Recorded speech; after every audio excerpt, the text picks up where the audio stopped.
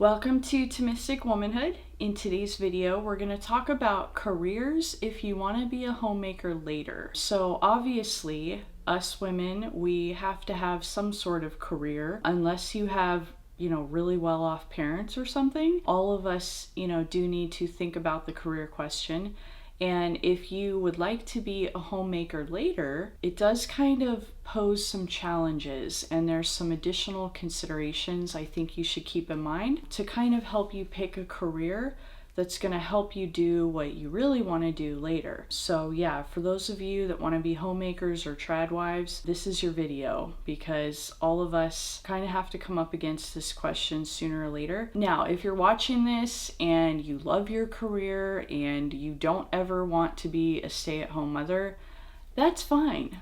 But this isn't the video for you. You're just gonna get angry if you watch it. But for those of us that do want to be a stay-at-home mom later on, maybe you just graduated high school or you're in college and you're, trying to pick a major and you're figuring out what you're gonna do with your life, but you want to be, a stay-at-home mom and have kids at some point. It can be challenging, because our entire career and educational system is set up on the assumption that you are going to work like a man. Men pick a job and they do it the rest of their life. Women, we're a little more fluid, but the educational and the career world kind of ignores that fact. They're just making the assumption you're going to do the same thing for the rest of your life. And that is not an assumption that usually plays out for women. If you look at career statistics, women more than men will often take a career break.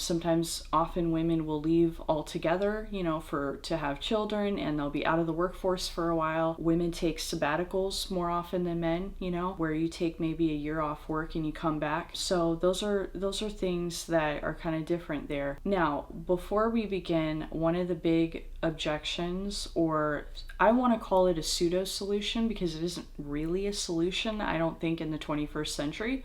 It probably was more back in the day, but it is the option of just having a girl skip out on a career altogether. She'll just live at home, she won't go to college, she'll just live at home until she's married.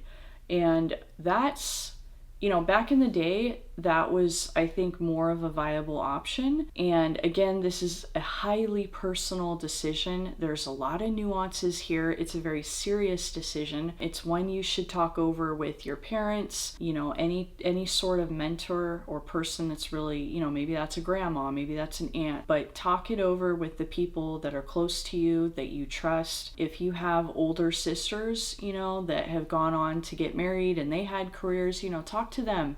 But this is the kind of thing that is a very personal choice, and this has lifelong serious consequences. So you want to take this with the seriousness it deserves, and that's why I say that for most of us, again, there could be situations, maybe you have parents that are really well off or something, you have a trust fund somewhere, that's a little different. But for most of us, living at home with our parents and just opting out of a career altogether, I don't think is a good option. And here's why I say that.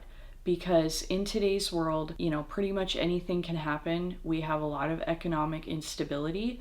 And I do think it behooves women, even us more like conservative, traditional-minded ones, it does behoove us to have some sort of trade. You need to have some sort of marketable skill. And I don't think it's really fair to girls when we just act like we can just ignore the career question and they'll just live at home until they're married. In today's world where women are getting married later and later in life, you could be facing a long time of being single. A lot of people are getting married in their 30s, whereas before they used to get married in their 20s.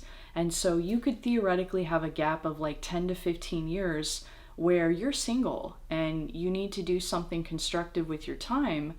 And if you stay at home, I find that a lot of women, and I say this as somebody who comes from a lot of like religious circles, conservative circles, and I have seen women who did this, and I've seen how it turned out. And a lot of times these women are often at, by the time they end up, 32, 33, they're still not married. They're like gee, I guess I better get a career because I don't know when Mr. Right's coming, and my parents are getting older. They're not going to be around forever. So then they do enter the workforce, or they do go to college and get a degree and then enter the workforce, and they're at a disadvantage because, they're a lot older than their peers. And, there's certain, maturity that you develop by having to have a job and have that responsibility. And, usually that doesn't get developed. It usually doesn't get developed other ways. But, it depends on your family. You may have a very strict family and your parents, maybe you come from a large family and your mom definitely puts you to work when you're at home. So it could be different. But in general, I think for most of us, completely opting out of a career and an education is not the wisest move. I do think us women need to be doing something until we get married. And, again, it's a highly personal decision. This is something that one YouTube video is not going to be enough to help you make this decision. Think of this video as kind of a springboard. I'm going to bring up a few things to consider and then take these considerations to your parents, your mentors, any family members, relatives, older sisters, and talk it over with them because everybody's situation is going to be very unique. But anyways, having said that, I do think you should have some sort of career, but these are the things to watch out for so that your career doesn't end up, sucking you into this black hole of just work, work, work, and then, it harms your chances to get married or, have children later on. So basically, and this video actually was inspired by a comment somebody left, and she asked me this question. And so I answered her on the comment thread, on the comment section of that video, but I figured it would be a good video to make for all of us, for those of us that maybe didn't see that comment. This is really good information. So thank you for your comment. You know who you are. But anyways, so basically, some things to keep in mind for those of you that are more, conservative minded, you don't want to be career women, but, you recognize that this is the 21st century and women do have to work, at least until they're married and they have some sort of plan B, a financial plan B. But so these are the things to keep in mind. I would say you can do any job or career you want. It's more the aspects of the work conditions that you need to watch out for. So I'm not going to sit here and be like, oh, you can't be a doctor. That's man's work. Or you can only do, nursing, housekeeping, or daycare because that's women's work. It's not really about like what is stereotypically like men jobs and female job, men jobs and women jobs. Like that's not what it is. You can have any job you want or any career you want. It's the work conditions. Okay. Like you have to watch out for the working conditions. That's what's going to really, harm you. That's going to kind of make or break whether this is going to be a good job for you. So the number one thing to look out for is try to avoid jobs that have very long, exhausting hours. This is often the case in the nursing field, which, these women, they often are on call, they often have to work nights. That is very hard on you. Like as a woman, our thyroid, our reproductive system, it's very delicate. We need our sleep, So working these, late nights, long hours, that's really going to be hard on you. And I know a lot of people go into nursing, especially a lot of women who are like conservative and they, they're more kind of, like they're not necessarily, they're a little more old fashioned, let's put it that way. I've seen this a lot, in the circles I'm in, they'll go into nursing because they're like, oh, that's a really feminine job.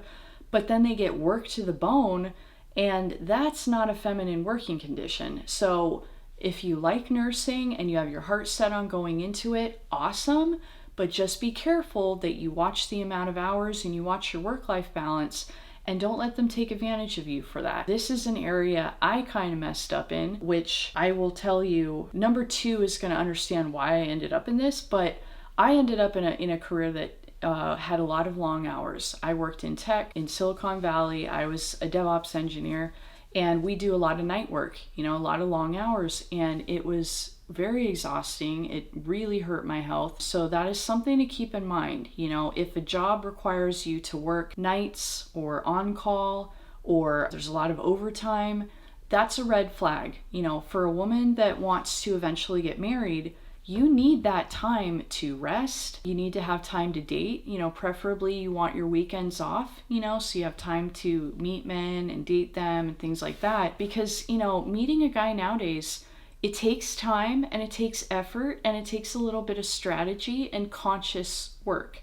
You know, we are not in a society where everybody's encouraging you to get married. We have a society that is literally set up to encourage the opposite. Okay, this is why the average age at marriage keeps getting later and later. You know, this is why millennials and Gen Z, you know, when you look at the statistics, every year people are getting married later and later.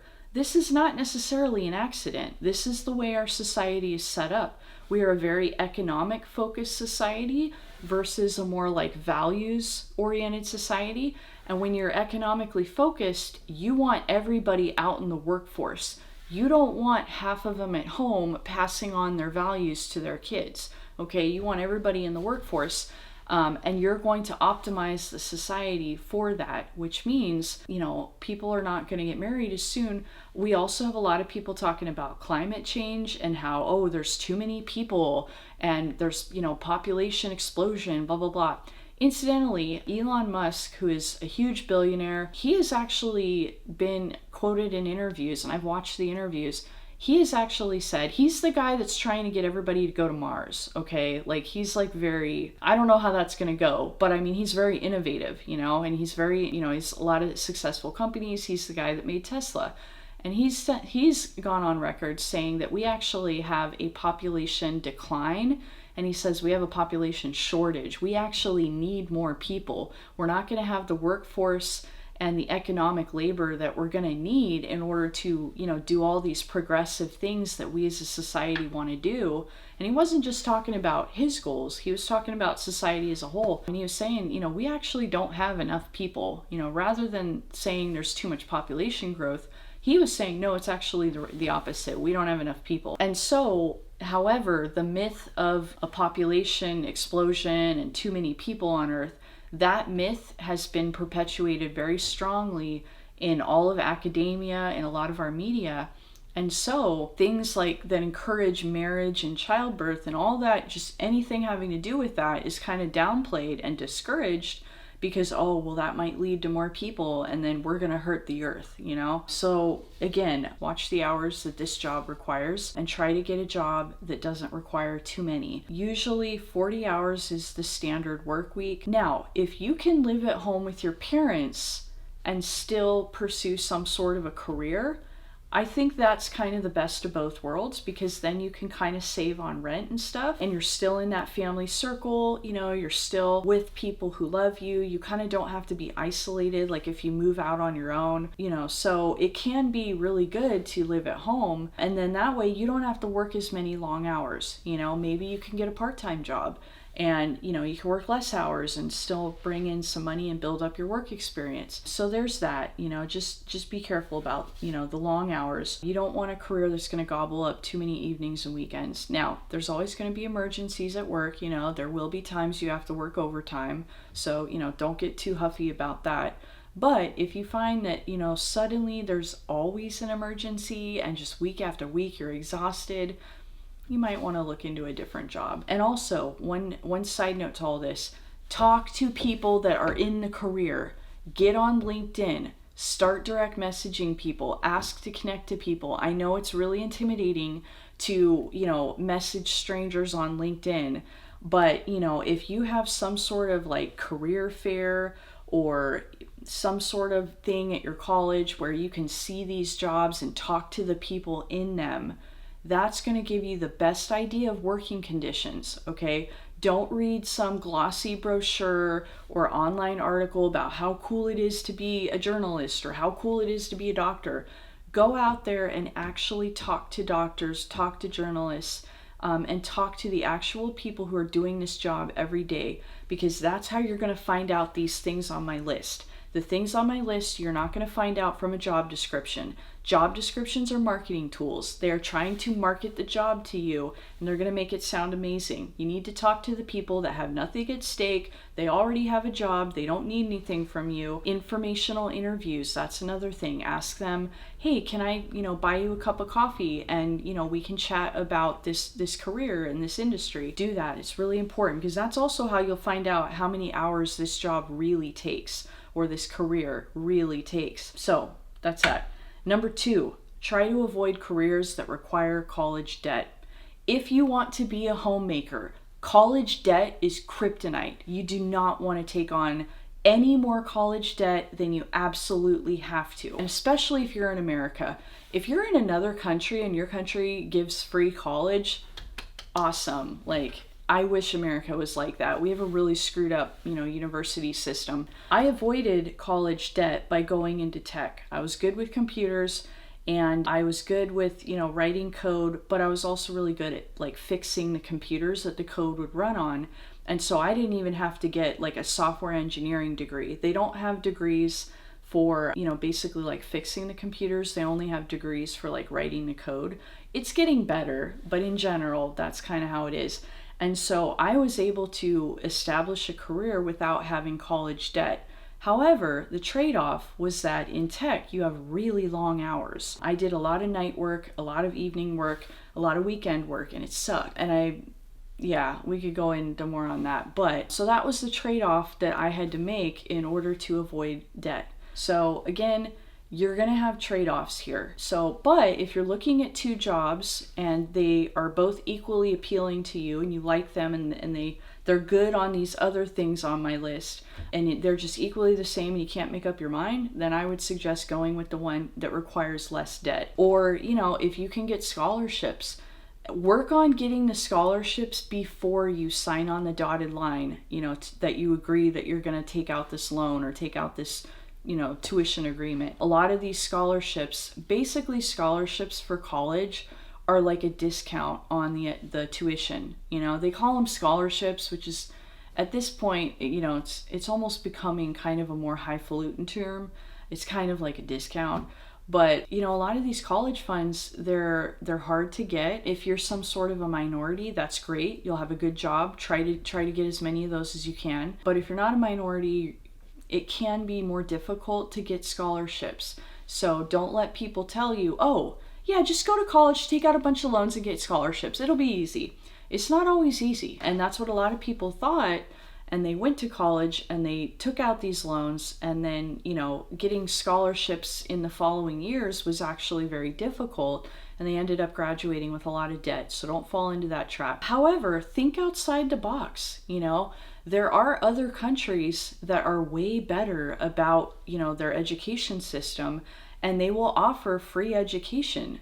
Sometimes you can get like student visas and you can actually go to college in a different country and, actually save a lot of money on tuition. Like France, for example. France has state-funded education, and you can actually get a student visa and go do your education over there. It's a little more tricky, and yes, it can be very scary to go overseas, but if you're serious about being a homemaker, but you are also serious about getting a degree, you need to seriously consider maybe leaving the US. If you're American, then you need to consider leaving the US and getting your degree abroad. Go to a country that has either very affordable tuition, or go to a country that has state-funded tuition that will give you free education, provided you do all the right, you get the visa, you do all the travel requirements that they require, and you jump through the hoops they want. But yeah, it's getting to the point where if you are a woman and you want to be, a tradwife and you want to be a stay-at-home mom, you've got to do whatever you can to avoid debt. And I'm very serious when I say, like, you may need to go overseas to do your education. Everybody does it, they come to the US, they do it here for us. So there is no shame in doing it the other way, Just because you're American doesn't mean you have to pay $100,000 to get a degree. You can easily get an affordable one overseas. And, you may need to learn a foreign language. There are a lot of places that speak English, but yeah, you may need to learn a foreign language, but it's worth it. It really is. Because debt, if you're going to be a stay-at-home wife, you won't be working. And it's not really fair to expect your husband to pay off your student loans. So you need to do everything you can to either, just avoid college debt as much as you can. I'm not going to keep harping on that, but yeah.